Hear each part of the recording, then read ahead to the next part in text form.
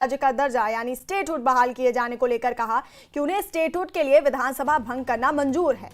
साथ ही इस पर उन्होंने साफ कहा कि उन्हें कुर्सी की कोई चिंता नहीं है, बल्कि जनता की फिक्र है।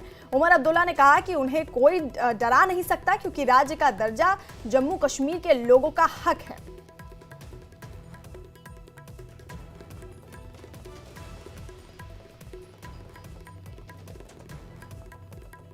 यहाँ की मैंने एक अखबार के जरिए पढ़ा है कि स्टेटहुड बहाल होगा, लेकिन उसके लिए नए सिरे से असेंबली इलेक्शन करने होंगे। कराइए, किसने रोका? हमें अपनी कुर्सी की फिक्र नहीं है। उनको शायद जिसने ये, मैं जानता हूँ ये कहानी कहाँ से आई, मैं जानता हूँ ये यहाँ के अखबार में कहाँ से प्लांट हुआ, और ये प्लांट हुआ सिर्फ इस गर्ज से कि MLA जो हैं वो डर जाएं और कहें नहीं नहीं छोड़ो, फिर हम 5 साल इंतज़ार करेंगे।